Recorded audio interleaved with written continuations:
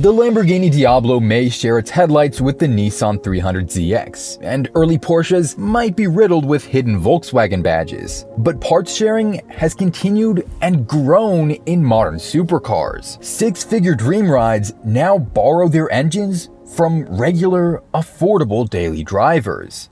The Spyker C8 is one such example. A highly valued and rare exotic hailing from the Netherlands, the C8 comes with an ornate design inspired by vintage aircraft. It has scissor doors, an exposed shifter linkage, brushed aluminum, and quilted leather. But beneath all that beauty, the C8 is powered by a comparatively ordinary engine.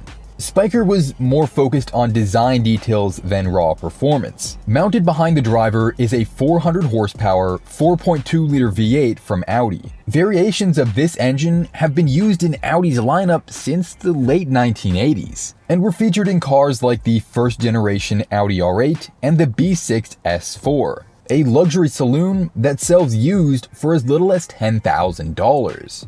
It can accelerate from 0 to 60 in about 5 seconds, and was offered with a 6-speed manual transmission. It may not have the elaborate design of a Spyker C8, but it carries the same beating V8 heart for a fraction of the cost. If you've ever heard the growling motor of a BMW i8 as it drives past, you've been lied to.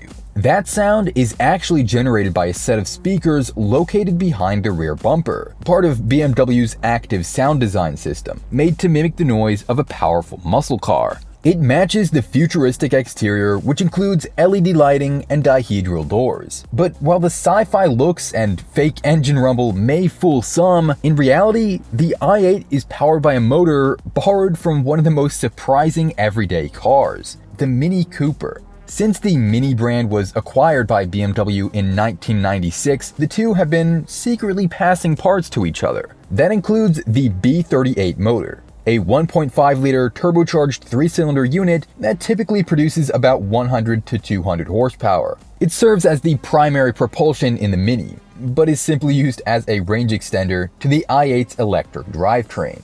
Some of the most aspirational enthusiast cars come from British sports car brand Lotus. The company is famous for making lightweight coupes that feel like miniature race cars. But they're also famous for stealing engines from Toyota. When the Lotus Elise came to America, it sported a 1.8-liter 4-cylinder 2ZZ GE motor, offered with an optional supercharger in the SC trim. That same engine, which could rev to 8,000 RPM but only made 190 horsepower, was also sold in the Toyota Matrix XRS. The humble source for this powertrain didn't seem to hurt sales, so Lotus continued the theme with their Evora in 2009. This raw and aggressive exotic featured the Toyota 2GR FE V6 motor, something it shared in common with the Camry.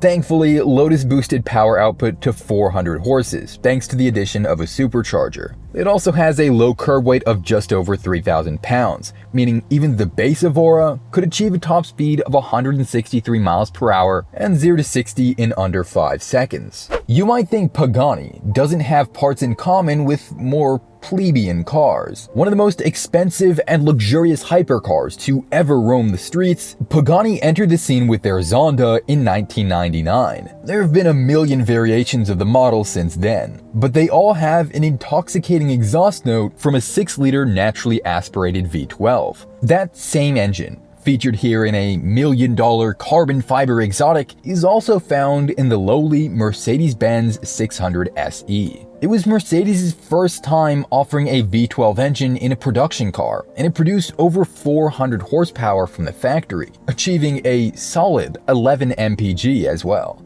Once a flagship luxury offering, the W140 600 is now seen as just another aging German luxury car, and it trades hands for less than $30,000. This is despite the fact that only a handful were imported to the United States, making it nearly as rare as the Zonda.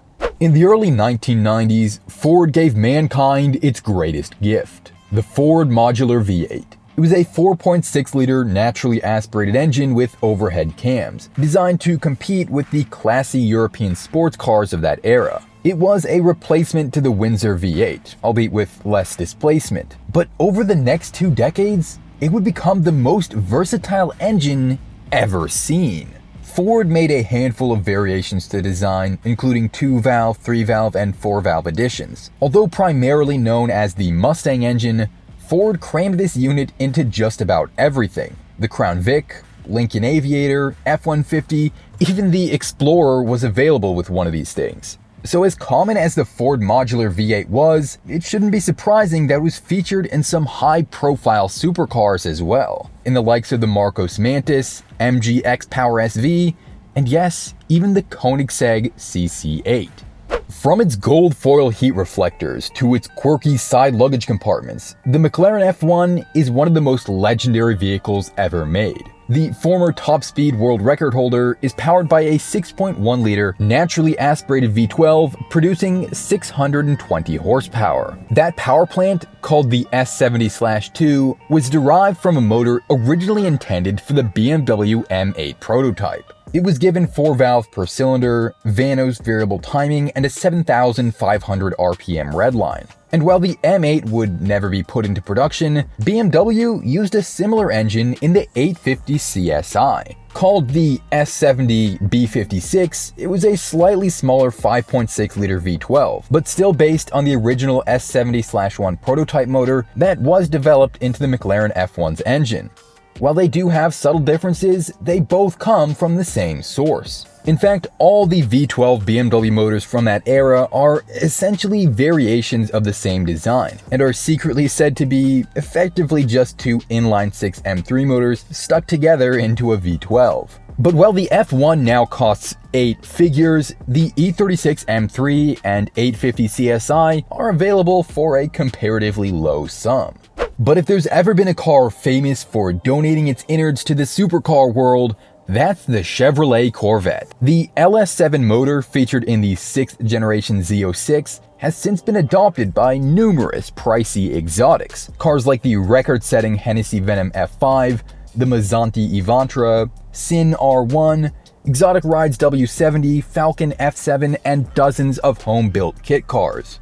There's even a helicopter powered by this legendary crate engine. And why not? It's a 7-liter V8, pushing over 500 horsepower in stock form. Sadly, GM put the LS7 to rest in 2022, meaning you'll have to root through the corpses of dead Corvettes to find one for your next sleeper build. But if given the choice between a $1.8 million exotic and a $35K value vet, well, I'm picking the cheap option every time. Let me know in the comments which of these affordable daily drivers that share their engine with supercars, which one would you pick? I'd love to hear if there's any that I missed in the comments below. Remember to subscribe, and thanks for watching.